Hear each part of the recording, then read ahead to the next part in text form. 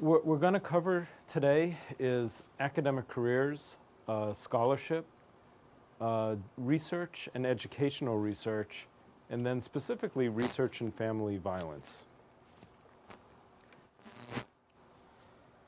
What kinds of positions are there that you can get in academic careers that would be reasonable for you all as family violence researchers and educators? I was on a tenure track, received tenure this year. Great. And thank you very much. But they didn't quite know what to do with me because I have a practice doctorate. So that's an issue that I think probably should be discussed. As opposed to a As research opposed to a doctorate. Research doctorate. So, okay, same thing, except that, and this is really confusing in nursing because of the gender discrimination. We had this sort of in-between degree called DNSC that I had to do a dissertation. So it's sort of a hybrid kind of thing. Did you have that too, Dee? Well, I got the JD, Yeah. which is very applied. Exactly. So there's, Yeah. they don't know what to do with us yet. Interesting. Okay. in You know, if you, nursing at least. yeah, well, if you think of it, the MD is also an applied Yeah. science, but medicine has carved itself out a route so that you can do both. But in so you're a nurse practitioner? Yes. Yeah, in nursing, of course, the practice doctorate is brand new, relatively Yes. new. Well, not at UT. Began in 1998. Oh, really? Yes. And they were the first to graduate the DNP. I didn't. Claims the DRNP. Anyway, it's just nursing. Yeah, which is interesting because it used to always be PhDs in nursing, and now it's could be either. There's been a doctor in nursing. Yes, there has been an MD. What's the other one? Nursing doctor, MD. nursing science. DNSC. I mean, and all of these are recognized by NIH, NIJ, and it's all related to not allowing women Right. to have PhDs. And only recently and there's some women's studies articles that are excellent about it. Interesting. Yeah. That's a very different perspective of how I've been taught by our Dean of Nursing as to what the DNP is all about. Oh, Just well, a very is she different supporter or perspective. not? Oh, very much a supporter. Okay, good. Very much a supporter. What other careers in academics? Well, a few of them, like dean or department chair. I guess I have, because I'm on the dark side now, and I have a somewhat, I don't know if my perspective is probably darker than these. I think the tracks still reflect the traditional roles that faculty play. And at least from a School of Medicine side of things, it still revolves around, well, I like to say, when you're in academia, you go from a service worker to a production worker. Mm-hmm. So if you're not producing a product, you're not valued in that environment. If you're just delivering a service without some income attached to that, you're a liability. So what do I mean by that? So if you go to the route of teaching, do you have a curriculum that is outstanding enough to bring me some people paying tuition? Makes you known for how you teach, what you teach, etc. If you're a researcher, a little easier to talk about that one, because are you bringing in external funding? And with it, indirect dollars. And if you're in clinical care, do you have a patient panel that pays money? Because, you know, at the end of the day, maybe because I'm just finishing budget season, at the end of the day, you know, I go back to what a nurse, actually she was a nun and a nurse, working with Ascension Health System, told me so clearly. She said, son, there's no mission without margin. from my vantage point as an administrator now, that is stark because we sit at the hub of trying to help our institutions deliver a mission that is turning out students, serving communities, erasing the scourge of violence, but yet and still, that goes away in 3 to 5 years if we don't make some margin to keep the lights on, the air conditioning going, the payroll. Because I don't have too many faculty that want to see a check bounce in their direct deposit. So that's the reality. So when people look at your contribution as a faculty member, from instructor up to professor, most of us, unless you're at a very well endowed institution, that's what keeps deans up at night. And if you see your dean looking sleepy, you know what's going on.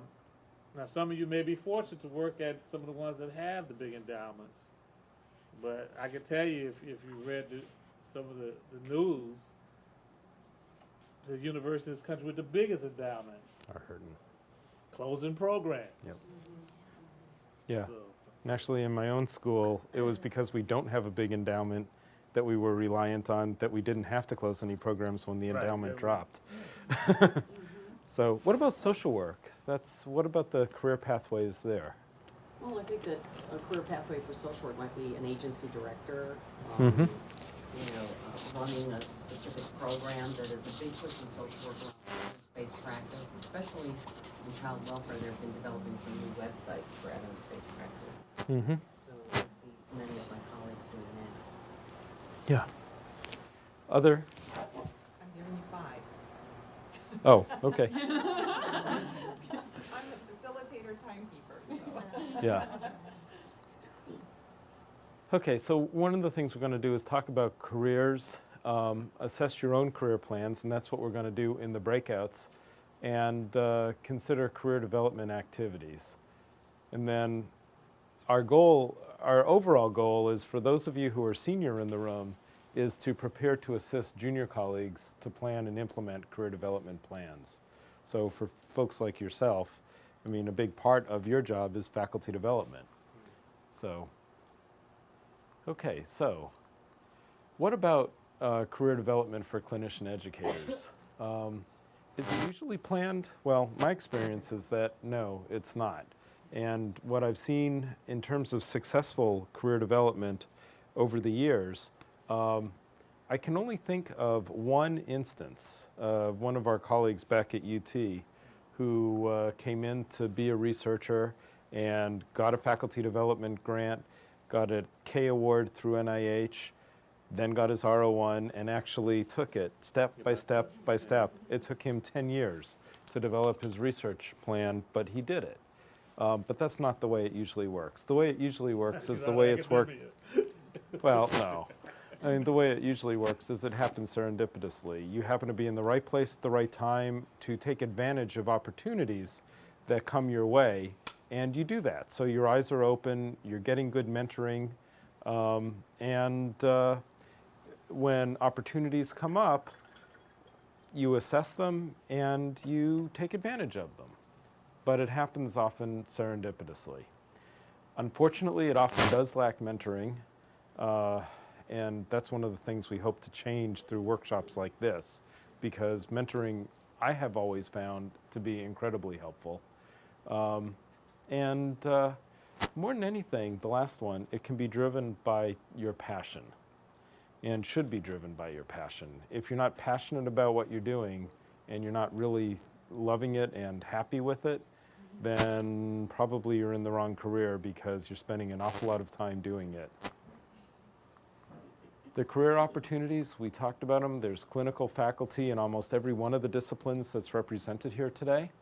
You can be a clinician educator, someone who sees patients, takes care of people, and teaches. A researcher, faculty developers.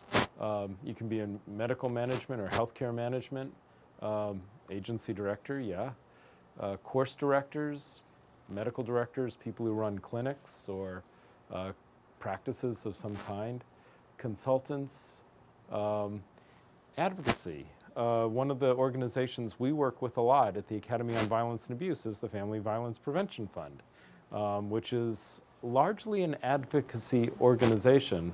And we work in conjunction with them. They do more of the policy and advocacy, and we do the educational development.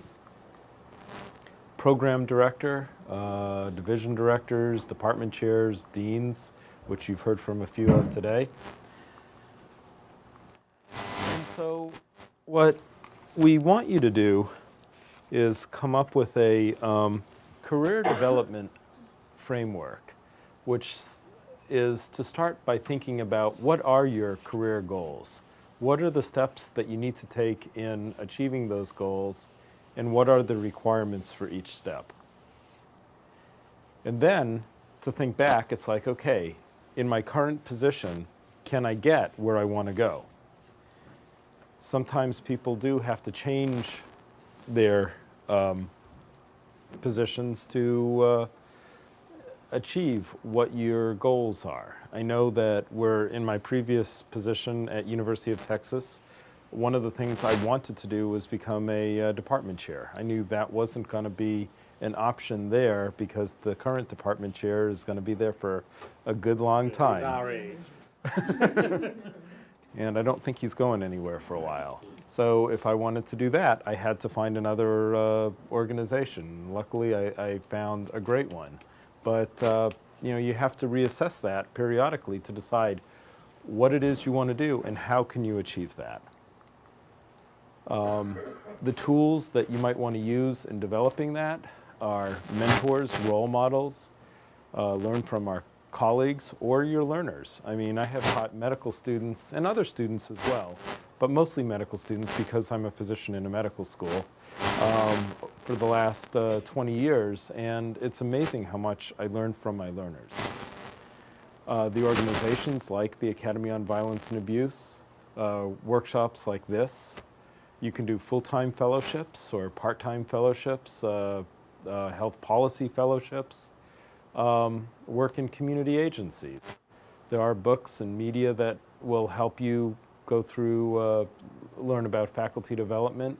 And most institutions do have or should have a faculty development program in your own home institution that can help you move up in your career. That was actually one of the weaknesses of St. Louis University when I first got there, and now we've made an Office of Faculty Development and actually have, for the first time, a faculty development dean whose job it is to develop faculty. That didn't exist 3 years ago when I first got to SLU. And then rewards for people who are doing good work in your faculties.